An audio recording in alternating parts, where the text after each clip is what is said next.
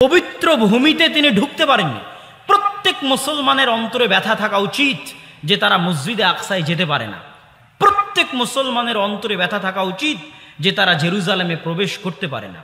সুলতান সালাহুদ্দিন আইয়ুবী এই শপথ করেছিলেন যে যতদিন তিনি জেরুজালেমে মসজিদে আকসায় 2 রাকাত সালাত আদায় না করবেন ততদিন তিনি মক্কা এবং মদিনায় হজের জন্য সফর করবেন না। এই কষ্ট তিনি অনুভব করতেন, এই কষ্ট তিনি ফিল করতেন যে আল্লাহর 3টা পবিত্র মসজিদের একটা পবিত্র মসজিদ, পৃথিবীর সবচেয়ে পুরাতন 2টা মসজিদের একটা পুরাতন মসজিদ, পৃথিবীর সকল নবী যারা দিনের দাওয়াত ইসলামের দাওয়াত নিয়ে এসেছেন তাদের অধিকাংশই এই মসজিদের আশেপাশে থেকেছেন, উঠেছেন, বড় হয়েছেন। সেই মসজিদে আমরা যেতেও পারি না, সেই মসজিদে আমরা সালাতও আদায় করতে পারি না। এই কষ্ট আপনার থাকতে হবে, এই কষ্ট আপনার ছেলে মেয়ের মাথায় দিতে হবে, যেমন সুলতান সালাহুদ্দিন আইয়ুবীর অন্তরে এই কষ্ট ছিল। তো জেরুজালেমে ঢুকতে না পারার কষ্ট নিয়ে মুসা আলাইহিস সালাম মারা যাচ্ছে। কত বছর আগের ইতিহাস বলছে আপনাকে, অথচ আজকে মনে হচ্ছে বাস্তব। আজকের জেরুজালেমের সাথে মিলিয়ে দেখেন, এটা কত বছর আগের ইতিহাস বলছে। মুহাম্মদ সাল্লাল্লাহু আলাইহি ওয়াসাল্লামেরও কত বছর আগে, ঈসা আলাইহিস সালামেরও কত বছর আগে। কোথায় মুসা আলাইহিস সালাম? তখন মুসা আলাইহিস সালাতু ওয়াস সালাম আল্লাহর কাছে দোয়া করছে, বুখারীর হাদিস, ফাসাআলাল্লাহ আইয়ুদনিয়াহু মিনাল আরজিল মুকাদ্দাসা রামিয়াতা বিহাজারিন। মুসা আলাইহিস সালাতু ওয়াস সালাম মৃত্যুর সময় আল্লাহর কাছে দোয়া করলেন, আল্লাহ আমার কওমের নিমক হারামির কারণে জেরুজালেমে প্রবেশ করতে পারলাম না, আপনি আমার মৃত্যুটা এই মসজিদে আকসা, এই বাইতুল মুকাদ্দাস, এই জেরুজালেমের এত নিকটে আমার মৃত্যু দান করুন, যেন জেরুজালেম থেকে মসজিদে আকসা থেকে একটা ঢিল নিক্ষেপ করলে আমার কবরে এসে পৌঁছে। কত বড় ব্যথা অন্তরে থাকলে একজন নবী এই দোয়া করতে পারে। মুহাম্মদ সাল্লাল্লাহু আলাইহি ওয়াসাল্লাম বলছেন, আমি যদি আজ ফিলিস্তিনের মাটিতে থাকতাম তাহলে তোমাদের দেখিয়ে দিতাম কোথায় মুসা আলাইহিস সালাতু ওয়াস সালামের কবর আছে। সম্মানিত উপস্থিতি, মুসা আলাইহিস সালাতু ওয়াস সালামের মৃত্যুর পরে, হারুন আলাইহিস সালাতু ওয়াস সালামের মৃত্যুর পরে নতুন নবী হলেন ইউশা বিন নুন। ইউশা বিন নুনকে ওই যে খিজির আলাইহিস সালাতু ওয়াস সালামের বিশাল লম্বা ঘটনা আপনারা জানেন যে মুসা আলাইহিস সালাম একজন যুবককে সাথে করে নিয়ে খিজির আলাইহিস সালামকে খুঁজতে বের হয়েছিলেন। যেই যুবকের প্যাকেট থেকে, থলে থেকে মাছ বের হয়ে গেছিল, ওই যুবকই ছিল ইউশা বিন নুন। যখন বানু ইসরাইলদের উপর যুদ্ধ ফরজ হয় জেরুজালেম দখল করার জন্য, তখন তো কেউ যুদ্ধে যেতে রাজি না, কিন্তু 2 জন রাজি হয়েছিল। তার মধ্যে একজন ইউশা বিন নুন। এই 2 জন কি বলেছিল জানেন? এই 2 জন বলেছিল, আল্লাহ কোরআনে তাদের কথা বলছেন, গুরুত্বপূর্ণ না হলে তো আল্লাহ কোরআনে বলতেন না। ক্বালা রাজুলানি মিনাল্লাযীনা ইয়াখাফুনা আনআমাল্লাহু আলাইহিম আদখুলু আলাইহিমুল বাব। ওই বানু ইসরাইলের মধ্যে 2 জন ব্যক্তি বলল, এই তোমরা গোত্র শক্তিশালী পরাশক্তিদের দেখে কেন তোমরা ভয় পাচ্ছ? উদখুলু আলাইহিমুল বাব, তোমরা আল্লাহর উপর ভরসা করে জেরুজালেমের দিকে এগিয়ে যাও। ফাইদা দাখালতুমুহ ফাইন্নাকুম গালিবুন, যদি তোমরা আল্লাহর উপর ভরসা করে এগিয়ে যাও তোমরাই বিজয়ী হবে। ওয়া আলাল্লাহি ফাতাওয়াক্কালু, আর ভরসা রাখো একমাত্র আল্লাহর উপরে। ইন কুনতুম মুমিনিন, যদি তোমরা মুমিন হয়ে থাকো। কত বছর আগের কথা। ইউশা বিন নুন এই কথা বলেছিলেন। এই ইউশা বিন নুন নবী হয়ে গেলেন। 40 বছরের আযাব শেষ হয়ে গেল। ইউশা বিন নুন নবী হওয়ার পর বানু ইসরাইলকে বললেন, আল্লাহ তোমাদেরকে 40 বছর আযাব দিয়েছে জেরুজালেমে যুদ্ধ না করার জন্য, এবার কি তোমরা যুদ্ধ করতে চাও? বানু ইসরাইল রাজি, হ্যাঁ আমরা যুদ্ধ করতে চাই। ইউশা বিন নুন বানু ইসরাইলকে নিয়ে যুদ্ধের জন্য রওনা দিলেন, জেরুজালেম বিজয় করবেন। যুদ্ধ করতে করতে আমালেকা গোত্রের বিরুদ্ধে যুদ্ধ করতে করতে শুক্রবারের দিন বিকেলবেলা, শুক্রবারের দিন যে সময়ে আল্লাহ দোয়া কবুল করে তার মধ্যে একটি মত হচ্ছে শুক্রবারের দিন বিকেলবেলা আল্লাহ দোয়া কবুল করে, কেননা ওই সময়ে এই নবীর দোয়া কবুল হয়েছিল যার ঘটনা এখন বলবো। ইউশা বিন নুনের দোয়া আল্লাহ কবুল করেছিলেন। তো শুক্রবারের দিন বিকেলবেলা যুদ্ধ জয় জয় ভাব, কিন্তু শুক্রবারের সূর্য ডুবলেই শনিবার হবে, সূর্য ডুবলেই শনিবার শুরু। যেমন সূর্য ডুবলেই রমজান শুরু হয়, আপনি তারাবি পড়েন আগের রাতেই, ঠিক তেমনি সূর্য ডুবলেই শনিবার শুরু। আর শনিবার ওই দিনে পবিত্র দিন, ওই দিনে ওই ধর্মে পবিত্র দিনে যুদ্ধ নিষিদ্ধ। অতএব শনিবার হলেই আর যুদ্ধ করা যাবে না।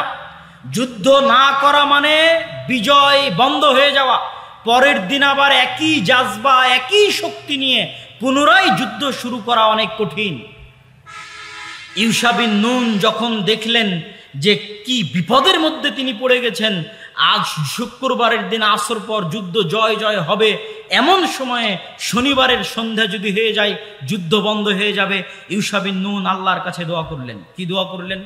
ইউশা বিন নুন সূর্যকে লক্ষ্য করে বললেন, সহিহ বুখারীর হাদিস, ইন্নাকা মা'মুরা ওয়া আনা মা'মুরুন আল্লাহুম্মা ইহবিসহা আলাইনা।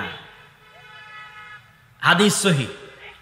ইউশা বিন নুন সূর্যকে লক্ষ্য করে বললেন, ইন্নাকা মা'মুরা, এই সূর্য তুমি আল্লাহর আদেশে আদিষ্ট, ওয়া আনা মা'মুরুন, আর আমিও আল্লাহর আদেশে আদিষ্ট। আল্লাহুম্মা ইহবিসনা, হে আল্লাহ আজকে আপনি আমাদের এই জেরুজালেম বিজয় সম্পন্ন করতে দেওয়ার জন্য আপনার সূর্যকে থামিয়ে দিন। বলেন আল্লাহু আকবার। রাসূলুল্লাহ সাল্লাল্লাহু আলাইহি ওয়াসাল্লাম বলছেন, ইন্না শামসা লাম তুহবাস লিবাশারিন ইল্লা লিউশা। আল্লাহ পৃথিবী সৃষ্টি করার পরে কোনোদিন সূর্যকে থামাননি, কোনোদিন না। আল্লাহর নবী বলছেন, আমাদের নবী মুহাম্মদ সাল্লাল্লাহু আলাইহি ওয়াসাল্লাম বলছেন, শুধু ইউশা বিন নুনের দোয়ার কারণে আল্লাহ সূর্যকে থামিয়ে দিয়েছিলেন যেন তারা মসজিদে আকসা জেরুজালেম বিজয় করতে পারে। বলেন আল্লাহু আকবার। এটাই হচ্ছে ঈমান, তাকওয়া, পরহেজগারিতা। শক্তি দিয়ে বিজয় আসে না, তাকওয়া পরহেজগারিতা ঈমান দিয়ে বিজয় আসে। তাকওয়া পরহেজগারিতা ঈমান থাকলে আল্লাহ সূর্যকেও থামিয়ে দিতে পারেন, যদি ওই রকম একদল মানুষ একত্রিত হয় ওই রকম তাকওয়া, ওই রকম পরহেজগারিতা নিয়ে। সম্মানিত উপস্থিতি, জেরুজালেমের মসজিদে আকসা বিজয়ের একটা ঘটনা গেল, আর একটা ঘটনা একটু সংক্ষেপে বলি, তারপরে আমাদের নবীর জীবনীতে চলে আসবে। আজ পর্যন্ত পৃথিবীর ইতিহাসের সবচেয়ে বড় সাম্রাজ্য জেরুজালেমে প্রতিষ্ঠা হয়েছিল দাউদ আর সুলাইমানের সাম্রাজ্য আলাইহিমাস সালাতু ওয়াস সালাম। তাদের বাপ বেটার চাইতে বড় সাম্রাজ্য পৃথিবীতে আর আগেও কোনোদিন হয়নি, পরেও কোনোদিন হবে না। ওই সাম্রাজ্যের হেডকোয়ার্টার ছিল, সেন্টার ছিল মসজিদে আকসা এবং জেরুজালেম। এটা তৈরি হলো কিভাবে? ওই ইউশা বিন নুনের মৃত্যুর পরে যখন বানু ইসরায়েলেরা আবার পথভ্রষ্ট হয়ে গেল, আবার তারা এই জেরুজালেম থেকে বিতাড়িত হয়ে গেল, তখন ওই সময়ের একজন নবী, যার নাম কোরআনে নাই কিন্তু তাওরাত জাবুর ইঞ্জিলে বলা আছে শামুয়েল নবী নামে, কিন্তু কোরআনে শুধু নবী আছে, নবী শুধু নবী বলা আছে, নাম বলা নাই। ওই নবীর কাছে গিয়ে বানু ইসরায়েল বলল, আমরা আমাদের ঘরে ফিরে যেতে চাই, জেরুজালেমে ফিরে যেতে চাই, আপনি আমাদের জন্য একজন বাদশাহ নির্ধারণ করে দিন। তখন তাদের জন্য বাদশাহ নির্ধারণ করে দিলেন তালুত। তারা অভিযোগ উত্থাপন করলো, লম্বা ঘটনা আমরা না যাই। তালুত শামুয়েল নবীকে সাথে করে নিয়ে ১৬০০ থেকে ২০০০ বাহিনীর সদস্য নিয়ে জেরুজালেমের উদ্দেশ্যে রওনা দিলেন। আল্লাহ আদেশ দিলেন, তোমাদের জন্য পরীক্ষা আছে রাস্তায়। রাস্তায় নদী পড়বে, রাস্তায় সমুদ্র পড়বে। এই নদী এই সমুদ্রে কেউ পানি পান করতে পারবে না। ফামান শারিবা, যে ব্যক্তি এই নদী এই সমুদ্র থেকে পানি পান করবে ও যুদ্ধে অংশগ্রহণে অযোগ্য বলে বিবেচিত হবে, যুদ্ধে সে অংশগ্রহণ করতে পারবে না। পরীক্ষায় সবাই ফেল করলো, মাত্র ৩১৩ জন পরীক্ষায় টিকলো। এই ৩১৩ জনের মধ্যে একজন ছিলেন নবী দাউদ, বয়স তখন ১৭ থেকে ২০, তখনও নবী হননি। তখন নবী শামুয়েল, আর তখন বাদশার দায়িত্ব শামুয়েল নবী দিয়েছে তলুতকে। তো তলুত আর শামুয়েল নবী মাত্র ৩১৩ জন নিয়ে যুদ্ধে অবতীর্ণ হলেন। ওই সময় তাদের একটা কথা আল্লাহ কোরআনে বলছে, ওদের ওই ৩১৩ জন যখন জালুতকে ইংরেজিতে বলা হয়েছে জুলিয়েট, বাদশাহ জুলিয়েট। আপনি জালুত লিখলে গুগলে পাবেন না, কিন্তু জুলিয়েট লিখলে গুগলে পাবেন। ওই বাদশাহ জুলিয়েটের বিশাল বাহিনী দেখে ৩১৩ জন এরা বলছে, আমরা কেমনে, কোরআনের ভাষায় কি বলা জানেন? লা তাকাতা লানাল ইয়াউমা বিজালুত ওয়া জুনুদি। আরে আমাদের তো কোনো শক্তি নাই, আজকে এই জালুতের বিশাল সেনাবাহিনীর সামনে আমরা তো কিছুই না। ওই ৩১৩ জন, ওদের মধ্যে থেকে কালাল্লাযীনা ইয়াযুন্নুনা আন্নাহুম মুলাকুল্লাহ, ওই ৩১৩ জনের মধ্যে যারা বিশ্বাস করত যে তারা একদিন আল্লাহর সাথে সাক্ষাৎ করবে, তারা একদিন আল্লাহর সাথে দেখা করবে, তারা একদিন আল্লাহর সামনে দাঁড়াবে, ওই ৩১৩ জনের মধ্যে একদল মানুষ বলে উঠল, কাম মিন ফিআতিন কালিলাতিন গালাবাত ফিআতান কাসীরা বিইজনিল্লাহ ওয়াল্লাহু মাআস সাবিরিন। আরে কত ছোট ছোট দুর্বল দল কত বড় বড় শক্তিশালী দলকে পরাজিত করে দেয় আল্লাহর আদেশে, আল্লাহর সাহায্যে। আল্লাহর সাহায্য, আল্লাহর আদেশ, আল্লাহর সমর্থন যার সাথে আছে, সে যত ছোট হোক যত দুর্বল হোক, বিজয় তার ভাগ্যে আছে। এই মর্মে তারা যুদ্ধে অবতীর্ণ হয়ে গেল, যুদ্ধে তারা বিজয়ী হলো। ওই যুদ্ধেই ছিলেন দাউদ আলাইহিস সালাম, তিনি নিজে হাতে বাদশাহ জুলিয়েটকে হত্যা করেছিলেন। তারপরে আল্লাহ দাউদকে নবী বানিয়ে দিলেন। দাউদ আর সুলাইমান মিলে জেরুজালেমে বিশ্বের সবচেয়ে বড় সাম্রাজ্য কায়েম করলেন। সুলাইমান আলাইহিস সালাম জিনদের দিয়ে দ্বিতীয়বার মসজিদে আকসা নির্মাণ করলেন। আজকে মসজিদে আকসার যেই সীমানা, প্রায় এই সীমানায় ধারণা করা হয় সুলাইমান আলাইহিস সালাতু ওয়াস সালামের তৈরি করা সীমানা। যদিও এখন যে মসজিদ, এই মসজিদ ওমর রাদিয়াল্লাহু তাআলা আনহুর তৈরি করা মসজিদ। ওমর রাদিয়াল্লাহু তাআলা আনহু খ্রিস্টানদের গির্জার জায়গা তো মসজিদ তৈরি করেননি, ইহুদিদের সিনাগগের জায়গা তো মসজিদ তৈরি করেননি, মক্কার দিকে এগিয়ে গিয়ে মসজিদ তৈরি করেছেন। এবার আমরা আসব রাসূলুল্লাহ সাল্লাল্লাহু আলাইহি ওয়াসাল্লামের জীবনে মসজিদে আকসার প্রভাব। তার আগে আরেকটু সংক্ষেপে বলে নেই, মারিয়াম আলাইহা সালাতু ওয়াস সালাম এই মসজিদেরই খাদেম ছিলেন। এই মসজিদেই তার কাছে আল্লাহর পক্ষ থেকে খাবার আসতো। ঈসা আলাইহি সালাতু ওয়াস সালাম এই শহরেই জন্মগ্রহণ করেছেন। ইয়াহইয়া, জাকারিয়া, যাদের কথা আল্লাহ কোরআনে বলেছে, তারা এই শহরেই বড় হয়েছেন। এই শহরে তাদেরকে মানুষ হত্যা করেছে। ঈসা আলাইহিস সালামকেও হত্যা করার চেষ্টা করেছে। ঈসা আলাইহিস সালামকে উঠিয়ে নিয়েছিলেন আল্লাহ সুবহানাহু ওয়া তাআলা। তথা এতক্ষণ যত নবীর আলোচনা করলাম, সব নবী এই মসজিদ কেন্দ্রিক। ইব্রাহিম, ইসহাক, ইয়াকুব, ইউসুফ, লূত, মূসা, হারুন, ইউশা বিন নুন, দাউদ, সুলাইমান, ঈসা, জাকারিয়া, ইয়াহইয়া, সব হচ্ছে মসজিদে আকসা, বাইতুল মুকাদ্দাস, জেরুজালেম কেন্দ্রিক। সম্মানিত উপস্থিতি, আমরা এই মসজিদে আকসার গুরুত্ব আপনাদেরকে বুঝাচ্ছিলাম। এবার আমাদের নবীর জীবনে 3টা ঘটনা মসজিদে আকসার। এক, গলিবাতির রোম। পৃথিবীর আদিকাল থেকে বিশ্বে 2টে বড় বড় সাম্রাজ্য ছিল, একটা পারস্য, একটা রোমান। পারস্য মানে আজকের ইরান, রোম মানে আজকের ইউরোপ। পারস্যরা ছিল অগ্নিপূজক, রোমানরা ছিল খ্রিস্টান। পারস্যের অগ্নিপূজকদের হাতে যখন জেরুজালেম চলে গেল, তখন মক্কার মুশরিকরা খুশি হলো, আর মক্কার মোমেনেরা কষ্ট পেল। মুহাম্মদ সাল্লাল্লাহু আলাইহি ওয়াসাল্লাম কষ্ট পেলেন। তখন মুহাম্মদ সাল্লাল্লাহু আলাইহি ওয়াসাল্লামকে আল্লাহ কোরআনের আয়াত নাজিল করে দিয়ে জানিয়ে দিলেন যে গলিবাতের রোম, আজকে তো রোমেরা পরাজিত হয়েছে, অদূর ভবিষ্যতে রোমেরা বিজয়ী হবে। আবু বকর রাদিয়াল্লাহু তাআলা ঘোষণা দিলেন যে বিজা সিনিন মানে 6 বছরের মধ্যে রোমেরা বিজয়ী হবে। ঠিক 6 বছরের মধ্যে রোমের খ্রিস্টানেরা বিজয়ী হলো। মুহাম্মদ সাল্লাল্লাহু আলাইহি ওয়াসাল্লাম খুশি হলেন। জেরুজালেম বিজয় করছে খ্রিস্টান, খুশি হচ্ছে মুহাম্মদ সাল্লাল্লাহু আলাইহি ওয়াসাল্লাম মক্কা এবং মদিনায়, যা প্রমাণ করে যে জেরুজালেম ইহুদির হাতে থাকার চেয়ে, খ্রিস্টানের হাতে থাকার চেয়ে একজন মুসলমানের হাতে থাকা, তার আকীদা যেটাই হোক না কেন, আমাদের খুশির কারণ এবং আমাদের দোয়া এবং সমর্থন, নৈতিক আমাদের দায়িত্ব। সম্মানিত উপস্থিতি, মুহাম্মদ সাল্লাল্লাহু আলাইহি ওয়াসাল্লামের জীবনে 2য় ঘটনা, কদ নারা তাকাল্লুবা ওয়াজহিকা ইলাস সামা। আল্লাহর নবী জন্মের পর থেকে দেখছেন কাবা তার বাপ দাদার আদি পবিত্র জায়গা। তার দাদা এ ঘরের খাদেম ছিলেন। ইসমাইল আলাইহিস সালাতু ওয়াস সালামের পর থেকে তার বংশের সবাই এই ঘরের খেদমত করে গেছেন। তিনি এই ঘরকে সবচেয়ে বেশি ভালোবাসেন। আল্লাহ এই ঘর থাকার পরেও মুহাম্মদ সাল্লাল্লাহু আলাইহি ওয়াসাল্লামকে আদেশ দিচ্ছে, আপনি সালাত আদায় করেন মসজিদ আকসামুখী হয়ে। এটা তার জন্য অনেক কষ্টের ছিল। আমি জন্মের পর থেকে দেখছি এই ঘর সবচেয়ে পবিত্র। জন্মের পর থেকে দেখছি আমার বাপদাদা 14 পুরুষ এই ঘরের খাদেম ছিলেন, আর আজকে আল্লাহ আমাকে বলছে আপনি সালাত আদায় করেন মসজিদ আকসামুখী হয়ে। মুহাম্মদ সাল্লাল্লাহু আলাইহি ওয়াসাল্লামের জন্য অনেক কষ্ট ছিল, কিন্তু এর মধ্যে নিদর্শন ছিল। এর মধ্যে ওই মদিনায় থাকা ইহুদিদের জন্য, মদিনায় থাকা খ্রিস্টানদের জন্য নিদর্শন ছিল, যেটা দ্বীনে হক। তোমরা যেই মসজিদে আকসাকে সম্মান করো, ওই মসজিদে আকসা মুখী হয়ে সালাত আদায় করতে চেয়ে আরবে নবীর দাবিদার মুহাম্মদ সাল্লাল্লাহু আলাইহি ওয়াসাল্লাম।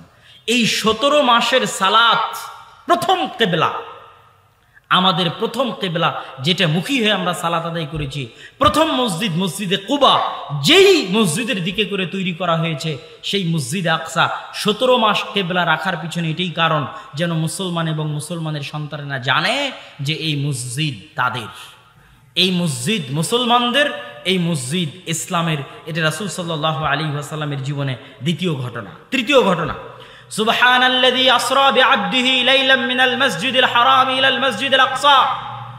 মেরাজের রাত্রে আল্লাহ সুবহানাহু ওয়া তাআলা মুহাম্মদ সাল্লাল্লাহু আলাইহি ওয়াসাল্লামকে সরাসরি কাবা থেকে আসমানে নিয়ে যাননি, বরং কাবা থেকে নিয়ে গেছেন মসজিদে আকসায়। মসজিদে আকসায় তিনি বোরাক বেঁধে রেখেছেন। বোরাক বেঁধে রেখে মসজিদে আকসায় নবীদের ইমামতি করিয়েছেন। তারপরে মসজিদে আকসা থেকে তিনি আসমানে গেছেন। এটা রাসূল সাল্লাল্লাহু আলাইহি ওয়াসাল্লামের জীবনে মসজিদে আকসার তৃতীয় ঘটনা, যেটার স্বীকৃতি দিয়ে আবু বকর রাদিয়াল্লাহু তাআলা সিদ্দিক উপাধি পেয়েছেন। আল্লাহর নবীর জীবনে মসজিদে আকসার চতুর্থ ঘটনা, হুদাইবিয়ার সন্ধিকালে তৎকালীন কুরাইশের সর্দার আবু সুফিয়ান ব্যবসায়িক কাজে মক্কা থেকে ফিলিস্তিন এসেছে। তখন ফিলিস্তিন রোমানদের অধীনে। বিশাল রোমান এম্পায়ারের বাদশাহ হিরাক্লিয়াস রাতে স্বপ্নে দেখলেন আরবদের মধ্যে যারা খাতনা করে তাদের হাতে এই জেরুজালেম বাইতুল মুকাদ্দাস চলে যাচ্ছে। উনি জানতেন যে একমাত্র খাতনা করে ইহুদিরা। উনি আদেশ জারি করলেন, খুঁজো আরবের মধ্যে কারা খাতনা করে। তখন ওই শহরে আরব ব্যবসা করতে গেছে আবু সুফিয়ান মক্কা থেকে। রাসূল সাল্লাল্লাহু আলাইহি ওয়াসাল্লামের তৎকালীন শত্রু রাদিয়াল্লাহু তাআলা আনহু পরে ইসলাম গ্রহণ করেছেন। আবু সুফিয়ান রাদিয়াল্লাহু তাআলা আনহুকে ধরে নিয়ে আসা হলো। ধরে নিয়ে এসে বাদশাহ হিরাক্লিয়াস তাকে প্রশ্নের পর প্রশ্ন করলেন। শুধু দুইটা প্রশ্ন করে এই লম্বা ঘটনা শেষ করব। বাদশাহ হিরাক্লিয়াস আবু সুফিয়ানকে জিজ্ঞেস করলেন, কি জিজ্ঞেস করলেন? হাল ক্বালা হাদাল কওল মিনকুম আহাদুন ক্বাত্তু ক্বাবলাহ। আজকে আরবে তোমাদের মধ্যে যে নবী নবুয়তের দাবি করেছে তার পূর্বে তোমাদের এই মক্কায় আর কি কোনোদিন কোন নবী নবুয়তের দাবি করেছিল? আবু সুফিয়ান বললেন, না, আর তো অতীতে কোনোদিন কোন নবী মক্কায় নবুয়তের দাবি করেনি। তখন বাদশাহ হিরাক্লিয়াস বললেন, যদি তুমি বলতে যে মক্কায় আর কোনোদিন কোন নবী, মক্কায় আর কেউ অতীতে কোনোদিন নবুয়তের দাবি করেছিল, তাহলে আমি বলতাম যে মুহাম্মদ সাল্লাল্লাহু আলাইহি ওয়াসাল্লাম ওর দেখা দেখি নবুয়তের দাবি করেছে। তো এতদিনে তো ইসমাইলের বংশে আল্লাহ কোনো নবী পাঠায়নি, তো দাবি করবে কে? কেউ দাবি করেনি। যত নবুয়তের দাবিদার সব জেরুজালেমে। এই জন্যই তো ইহুদি এবং খ্রিস্টানেরা পথভ্রষ্ট হয়েছে, ধরা খেয়েছে। তারা অপেক্ষায় ছিল তাদের বংশে নবী আসবে। দেখে আরবে বনু ইসমাইলের বংশে নবী এসেছে। বাদশাহ হিরাক্লিয়াস বললেন, তাহলে তো দেখা দেখি নয়। মক্কায় আগে যদি গত 500,000 বছরে কেউ নবী দাবি না করে থাকে, আজ মক্কায় মুহাম্মদ সাল্লাল্লাহু আলাইহি ওয়াসাল্লাম প্রথম নবী দাবি করছে, মানে দেখা দেখি না। আমার দ্বিতীয় প্রশ্ন, ফাহাল কানা মিন আবাইহি মালাক। মুহাম্মাদের অতীত পুরুষ কেউ কি রাজা বাদশা ছিল সাল্লাল্লাহু আলাইহি ওয়াসাল্লাম? আবু সুফিয়ান বললেন, না, কেউ রাজা বাদশা ছিল না। বললে, যদি তুমি বলতে কেউ রাজা বাদশা ছিল, তাহলে আমি বলতাম বাপদাদার হারানো রাজত্ব ফিরে পেতে নবুয়তের ভান ধরেছে। বাপদাদার হারানো রাজত্ব ফিরে পেতে নবুয়তের ভান ধরেছে। অতীতে যখন তার বংশে কেউ রাজা ছিলই না, তাহলে তো রাজত্ব ফিরে পাওয়ারও কোনো চাহিদা নাই। তাহলে তো ঘটনা কিছু অবশ্যই আছে। এবার আরো জিজ্ঞাসা, আরো জিজ্ঞাসা। আমাদের লক্ষ্য শেষ বাক্য, বাদশাহ হিরাক্লিয়াসের বলা শেষ বাক্য। বাদশাহ হিরাক্লিয়াস আল্লাহর নবীর জীবদ্দশায়, আল্লাহর নবী জানেন না, আল্লাহর নবী থেকে 1500 মাইল দূরে, আল্লাহর নবীর সবচেয়ে বড় শত্রুর সামনে, তৎকালীন আল্লাহর নবীর সাথে প্রত্যেকটা যুদ্ধে বিরুদ্ধ পার্টির যিনি প্রধান সেনাপতি, সেই আবু সুফিয়ানের সামনে রাদিয়াল্লাহু তাআলা আনহু, সারা বিশ্বের তৎকালীন যিনি সবচেয়ে শক্তিশালী বাদশাহ, বাদশাহ হিরাক্লিয়াস আল্লাহর নবীর অগোচরে, আল্লাহর নবীর আড়ালে 1500 মাইল দূরে আল্লাহর নবীর সবচেয়ে বড় শত্রুর সামনে তৎকালীন যুগের সবচেয়ে বড় বাদশাহ ঘোষণা দিচ্ছে, ফাইন কানা মা তাকুলু হাক্কান। যদি তুমি যা বলছো তা সত্য হয়, তাহলে তুমি জেনে রাখো মাউযিআ কাদামাইয়া হাতাইন, আমার পায়ের নিচে এই জেরুজালেম, এই মসজিদে আকসার মাটি একদিন ওই নবীর অধীনস্থ হয়ে যাবে। বলেন আল্লাহু আকবার।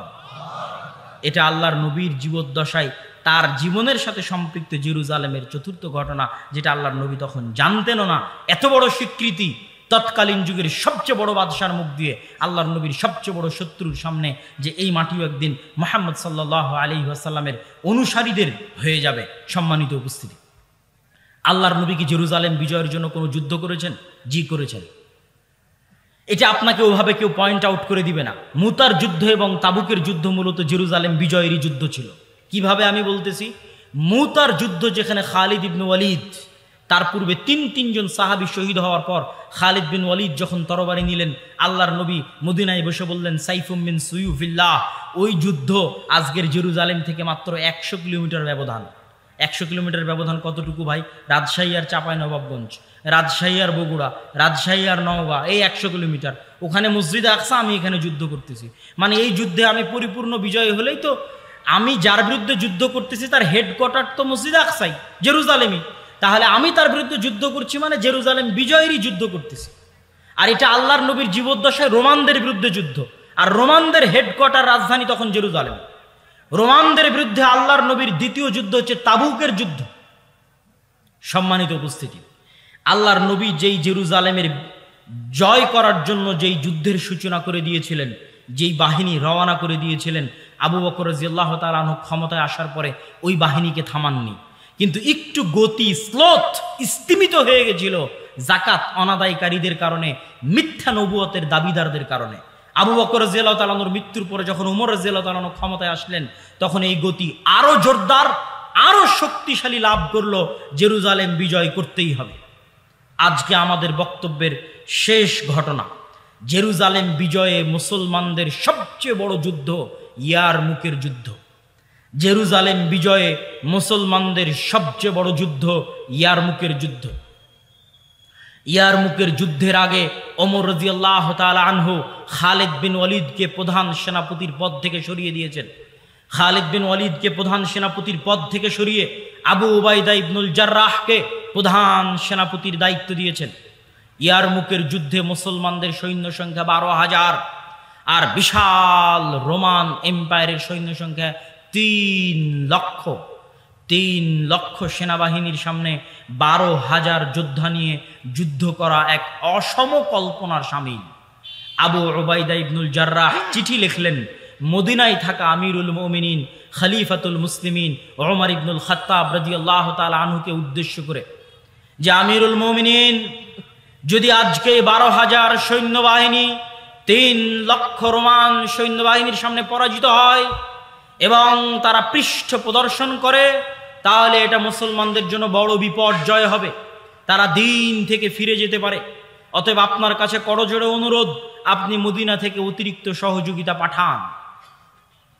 আজ ইয়ারমুকের যুদ্ধে 3 লক্ষ সেনাবাহিনীর বিরুদ্ধে 12,000 সেনাবাহিনী নিয়ে যুদ্ধ করা অসম্ভব। আপনি মদিনা থেকে অতিরিক্ত সহযোগিতা পাঠান। ওমর রাদিয়াল্লাহু তাআলা ওই চিঠির উল্টা পিঠে ওমর রাদিয়াল্লাহু তাআলা লিখে পাঠালেন, লা তুহাউবিশান্নাকা কিল্লাতাল মুসলিমিন ওয়া লা তুহাউবিলান্নাকা, তোমাদেরকে যেন ভীত সন্ত্রস্ত না করে মুসলমানদের কম সংখ্যা হওয়া, আর তোমাদেরকে যেন হত বিহব্বল না করে রোমানদের সংখ্যাধিক্য হওয়া। কেননা তোমরা জেনে রাখো, আল্লাহর সাহায্য যাদের সাথে আছে তারাই বেশি শক্তিশালী, আল্লাহর সাহায্য যাদের সাথে নাই তারা শক্তিশালী নয়। এই মর্মে ওমর রাদিয়াল্লাহু তাআলা চিঠি পাল্টা দিয়ে পাঠালেন কোনো সহযোগিতা ছাড়াই। ওমর রাদিয়াল্লাহু তাআলার ঈমান কত মজবুত ছিল, কত শক্তিশালী ছিল, কত পাওয়ারফুল ছিল, যে তিনি ওই চিঠিরই উল্টা পিঠে পুনরায় লিখে এইভাবে পাঠিয়ে দিলেন কোনো সহযোগিতা ছাড়া।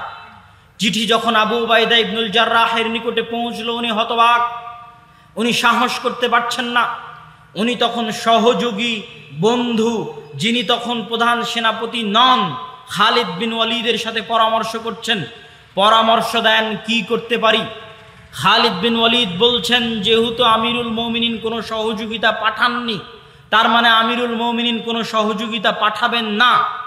অতএব আমি আপনাকে একটা কথা বলবো, যদি আপনি শোনেন তাহলে চিন্তা ভাবনা করে দেখতে পারেন। আবু উবাইদা ইবনুল জাররাহ বললেন, ঠিক আছে বলেন কি কথা।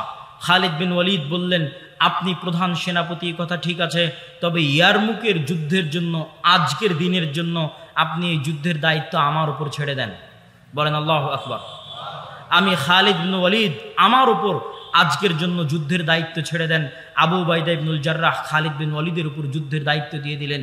ইয়ারমুকের যুদ্ধ হয়েছিল 6 দিন।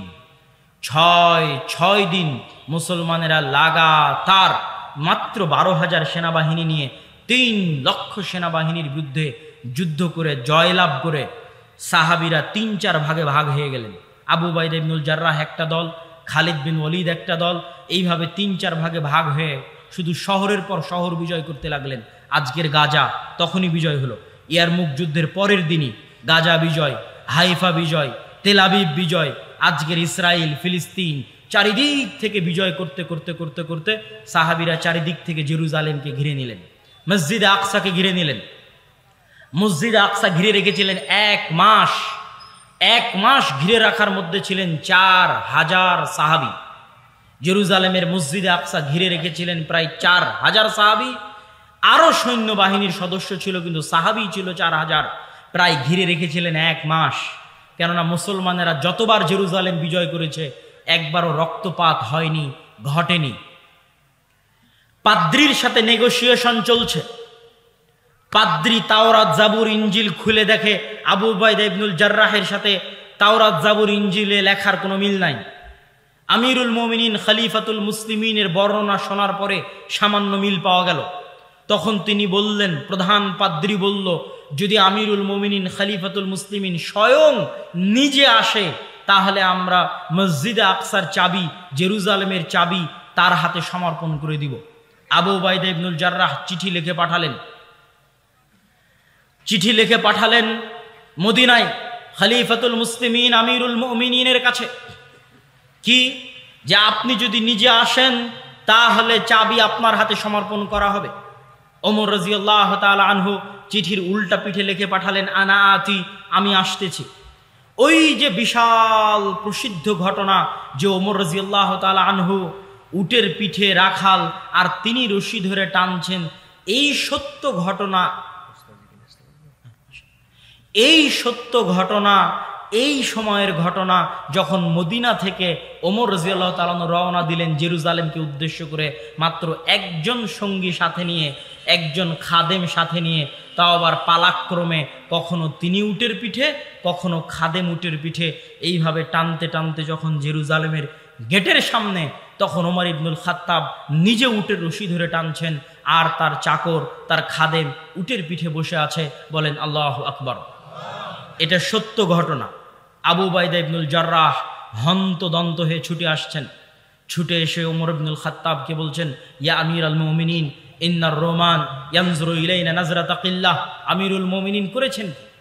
আজ হাজার হাজার পাদ্রী অপেক্ষায় আছে, হাজার হাজার সাহাবী অপেক্ষায় আছে, সুদূর মদিনা থেকে আসতেছে জেরুজালেম বিজয় করতে মুসলমানদের আমিরুল মুমিনিন খলিফাতুল মুসলিমিন। আর আপনি কি অবস্থায় আজকে এসেছেন? রোমানরা তো আমাদের নিয়ে হাসি ঠাট্টা করবে। আজকে আপনি জীর্ণ শীর্ণ জামা গায়ে দিয়ে উটের রশি ধরে টানতে টানতে আজকে আপনি জেরুজালেমে প্রবেশ করতেছেন, রোমানরা তো আমাদের নিয়ে হাসি ঠাট্টা করবে। ওমর ইবনুল খাত্তাব রাদিয়াল্লাহু তাআলা আনহু বললেন, আবু উবাইদা, এই কথা তুমি বাদ দিয়ে অন্য কেউ বললে আমি কষ্ট পেতাম না, তুমি বলাতে কষ্ট পেয়েছি। শোনো, ইন কুন্না কওমান আদিল্লাহ। আবু উবাইদা, আমরা জাহেলি যুগে মক্কায় আমাদের কোনো নামগন্ধই ছিল না। আজ থেকে 30 বছর আগের কথা যদি বলি আবু উবাইদা, আজ থেকে 40 বছর আগের কথা যদি বলি আবু উবাইদা, ওমরকে মানুষ চিনত না।